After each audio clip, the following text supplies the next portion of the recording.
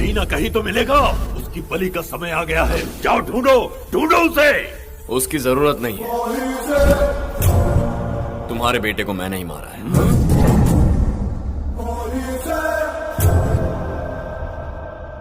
सोचा आपसे आकर बात करूं।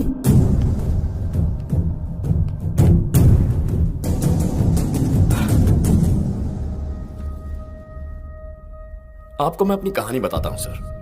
मेरे माँ बाप के हम दो बेटे हैं, मैं और मेरे भैया। हम दोनों के बीच बचपन से एक पल भी नहीं जमती थी। हर वक्त एक दूसरे से झगड़ा करते थे, जैसे एक ही घर में एक दूसरे के दुश्मन जन्मे हो। एक रोज झगड़ा थोड़ा सा पर्सनल, तो उसने मेरे प्यार को तोड़ने की कोशिश की। बर्दाश्त नहीं कर पाया, मेंटल हो गया सर। प्यार से बात ईगो पर आ गई। मैंने फैसला कर लिया, चाहे कुछ भी हो, उसे उसकी नौकरी से अलग करना है, और इसीलिए उसकी जीप लेकर मैं भाग गया। और तब मैंने सोचा भी नहीं था कि उसकी जीप पर कोई हमला करेगा। किसने किया, क्यों किया, कुछ समझ में नहीं आ रहा था सर। लेकिन बचने के बाद पता चला कि वो मुझे नहीं बल्कि मेरे भैया को मारने के लिए आए। मेरे भैया को मारने के लिए आए थे।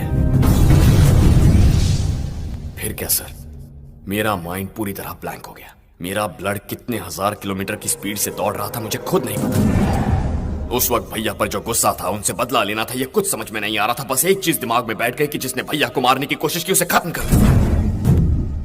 जीप पर जिन्होंने हमला किया उन्हें मैंने बेरहमी से पीटा, लेकिन उन्हें मैंने मौत नहीं दी।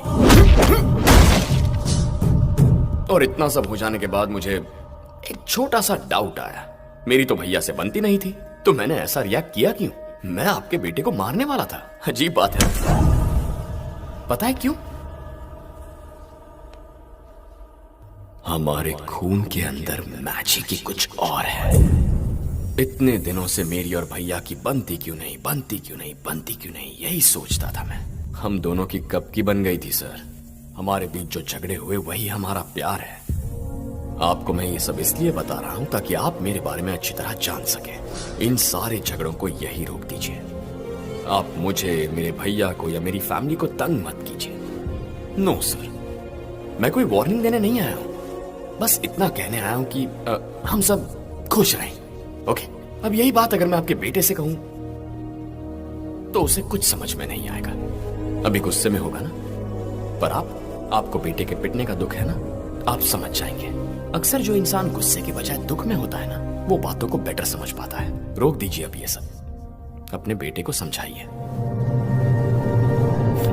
चलता हूं।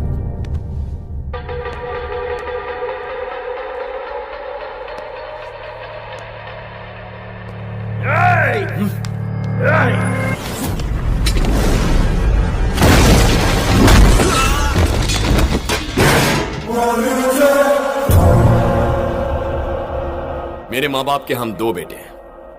एक मर भी गया तो कोई बात नहीं, आपके पास सिर्फ एक है। उम्मीद करता हूं आप समझ गए होंगे।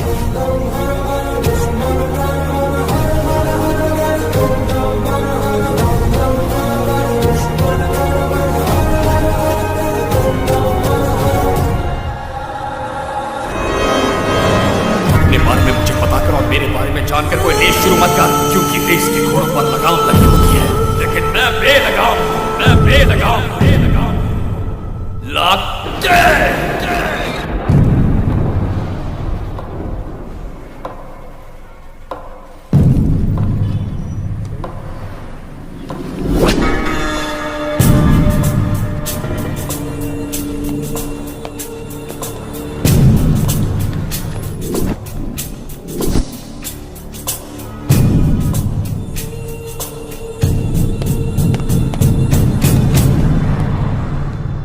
हेलो सर, थोड़ा साइड में हट जाइए ना।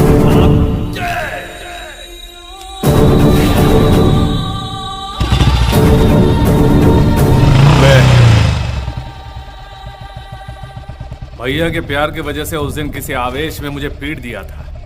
मारने के बाद कम से कम ये माधव शिवा रेड्डी नाम का आदमी कौन सी तोप है, कोई सादा इंसान नहीं है। वो अभी मरा नहीं है, अस्पताल में ही है। उठकर आएगा और आकर तुझे काट डालेगा।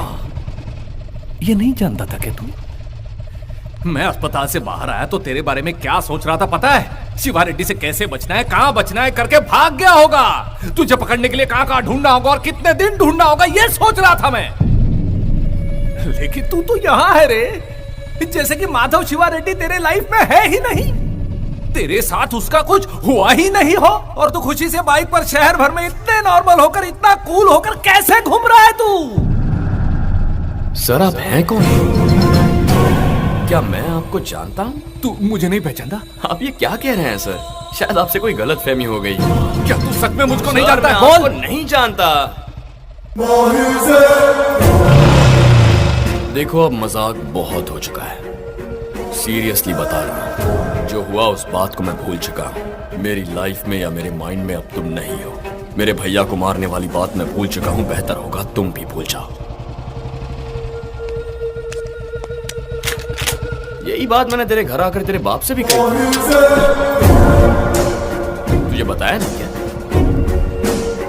नया दुश्मन मत बना शिवा। तू किसी अनजान इंसान से क्यों दुश्मनी मोल ले रहा है? तेरी लाइफ अलग है, मेरी लाइफ अलग है। पब्लिक में खबर है कि किसी ने शिवा रेड्डी पर हमला किया और उसे बहुत मारा पीटा। किसी को कोई पक्की खबर नहीं है। अब तू पब्लिक में कहेगा कि मैंने मारा है तो मैं तो हीरो बन जाऊंगा। तू हीरो बना रहे, बेकार में मुझ पर अगर फोकस आ गया तो हीरो मैं बन जाऊंगा, जो तुझे महंगा पड़ेगा।